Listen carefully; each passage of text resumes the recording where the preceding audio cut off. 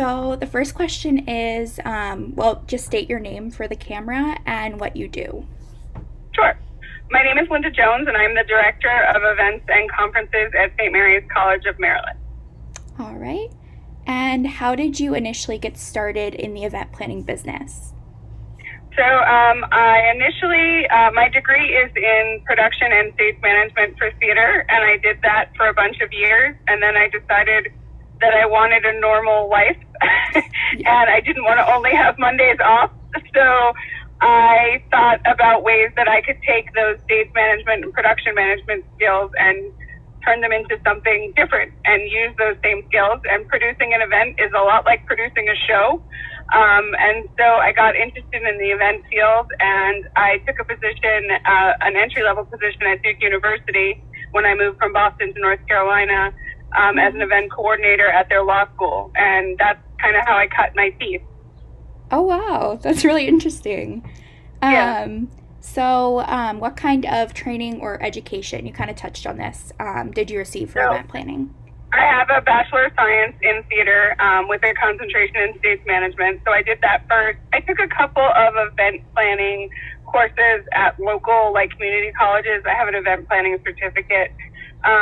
But most of it was very hands-on.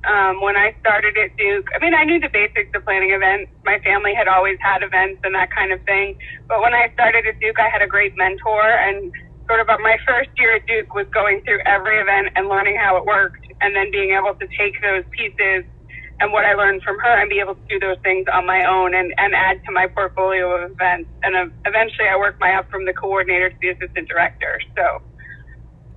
Okay. And do you specialize in any particular events? I do not. Right now, primarily my events are academic events, but we do fundraising, social events, all those things. So I've run the gamut. I planned my own wedding. I've done parties. Oh, I've wow. done, really high-end events. When I was at Duke Law, we did Alumni Weekend was a huge deal at Duke. We did an event at the Art Museum that was probably a $25,000 event. And I've done, plenty of grassroots events when I was the event manager at Stotterly with no budget. So, it's sort of one of my special skills is I always say spinning dollar store into gold. So you just, it just depends what you're working with and knowing your client but I don't have any particular specialty. I think I can pretty much do it all at this point. Is there a type of event that you prefer? I sort of like the more social events. I like to bring out the pretty, as I like to say. So the receptions and type of things, more like that. They're a little less boring than the lectures and the kind of things we do at the college. So our social events where we really get to look at what's trending in events and how to make it gorgeous and make sure we're staying within a budget. I like that challenge of how to make it as creative as possible, but, stay within the confines of our budget, know the needs of our clients and our audience. So. Okay. And then how is it that you ended up in your position that you're in right now? So in 2012, I transitioned over from Stotterly to the college. We had my daughter was born in mid 2012, and I was just looking to do the same thing I was doing. I loved events, but I needed to make a little bit more money to be able to afford having a child. So I was looking, we were not going to leave the area, and the position at St. Mary's opened, and I applied, and the rest is history. So Okay. I've been at the college for 6 years now, so. Oh, wow. And so growing up, I think you touched on this a little bit. Were you really interested in events? Did your family host a lot of events? My family hosted a lot of small scale events, birthday parties. We always met for birthday parties, holidays, things like that. My mom is sort of the, consummate, okay, we're planning a dinner or we're planning a barbecue and let's make sure we have X, Y, and Z. So the apple didn't fall far from her organizational tree as far as we have potato salad. Well, potato salad needs a plate to put it on and a spoon to serve it and, fork and knife to eat it with and things like that. So And I think that's where I got it. Most of it was my love of being backstage and sort of doing the backstage end of show production, because that's what event planning is. It's all that stage manager stuff. It's just a different kind of show. It's tables and tablecloths and centerpieces, and not actors and props and that kind of, and costumes. Right. What's something about event planning that you think would surprise people? Well, I think people think that it's easy. It's one of the things. It's one of those like memes, what your mom thinks you do, what your friends think you do, what you actually do. And there's a lot of, events are a lot of hard work. There are a lot of long hours. It's a lot of hurry up and wait. Things that, surprise people. I think everybody thinks it's, fancy parties and, all that stuff. But there's a lot of stuff that goes into it, There's meeting budgets and changing guest lists and, rearranging table seating and stuff at the very last minute that people don't see. You're standing at the name tag table and all of a sudden in walks someone that didn't RSVP. You had no idea they're coming. You're okay, and you have to keep that smile and be like, okay, now we have to find them a place to sit, and what are they eating? And okay, so I think that would surprise people. I think a lot of people think, planning parties is easy. No, it's not. So you need a lot of flexibility, you would say? You need a lot of flexibility. You need to be able to think on your feet. You need to not, even if your feathers are ruffled, you need to not show it. So, you can be freaking out, but the client can never know you're freaking out. And what's the hardest part of event planning?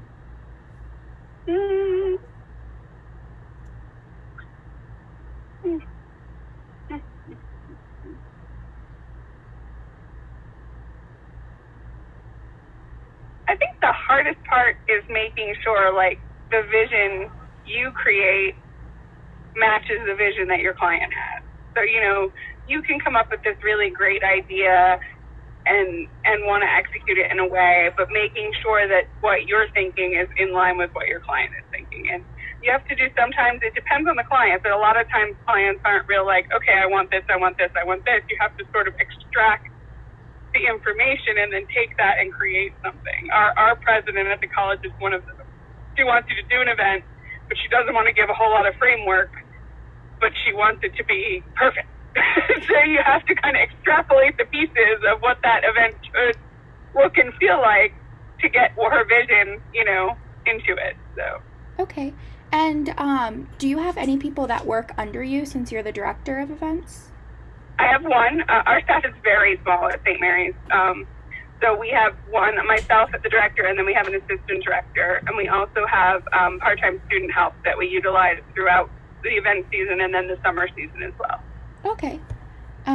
And why should someone consider hiring an event planner? I think it takes a whole level of stress off of the client to deal. It's sort of like hiring a plumber or an electrician. If you don't know how to do the thing you're trying to do, you hire someone that has that expertise. And I think that's the real advantage of hiring an event planner. Event planners know where the pitfalls are going to be. They know what's absolutely a must-have and what can be flexible. They know how to source products and services, in a better way than you just looking in the phone book or on the internet and trying to find, Joe Blow who makes balloons and, Sally's tablecloth company and all that stuff. We have, as event planners, we build connections and rapport with people, in our local area and beyond to help you get the best services and figure out a way to do it to the best and maximize your time. That's really the advantage of hiring a professional for any job, and it's the same with event planning. Okay. How does, a college in general, how would they charge for their services? So is it by hour or by type of event? So our college, I am a salaried employee. So when I work on an event, it's not charged back to a particular client. It's just, this is what I do for St. Mary's College, whether it's a faculty event or a lecture for the president or a dinner. We're getting ready for commencement this week. So I am just paid. That's my job, and so my assistant's job to do the events at the college. Our college does not, like if we have a client come in and rent space at the college to produce an event at the college, we do not charge right now for event services. So if I was to help them execute an event at the college, we don't have a charge for that. What we charge for is the use of the facility. Okay. So if they were going to rent our gym, for example, to do a dance, let's say, we would charge them for the use of the facility, and some of my time would be included in that charge. Oh, all right. So, what typically, for you at least, is the most expensive part of running an event? Tents. Tents are always the most expensive part. That's surprising. Tents and food. Food is always, there's always a cost to food. And it's not a cost you can really cut. A lot of food is food. So, but we use a lot of tents at the college just because we don't have a lot of large indoor spaces. So, in fact, my commencement tent went up today. So at the college, our two biggest expenses for events are always tents and food. See, that's something that wouldn't really come to your mind if you didn't hire an event planner.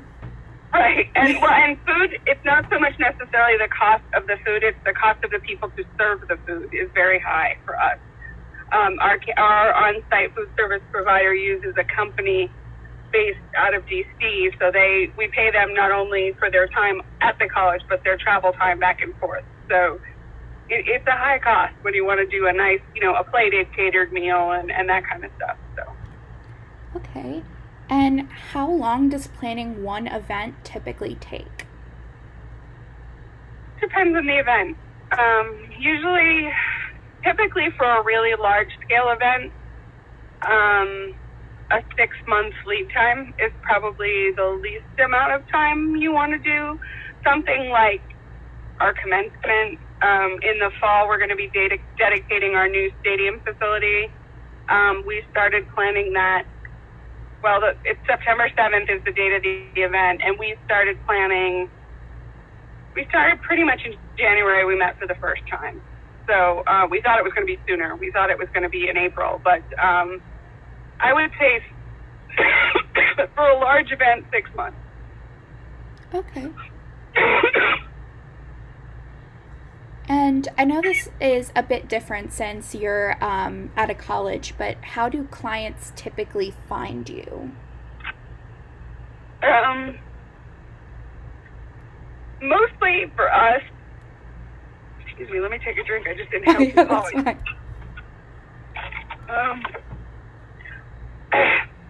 Most of my clients are campus clients. So they know we exist because they are on campus with us. But those who find us, who use our facilities from the outside, have found us primarily through our website. And that kind of presence.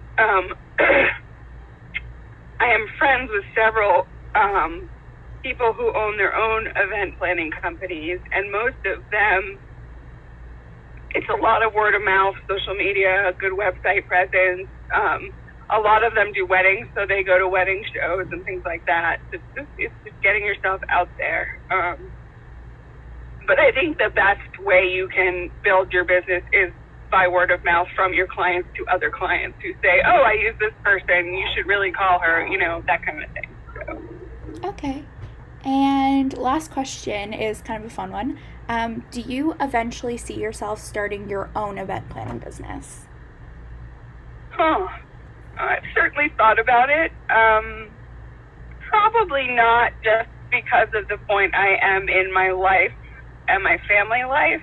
I have a 7-year-old daughter, and it would take me away all nights and weekends instead of some nights and weekends.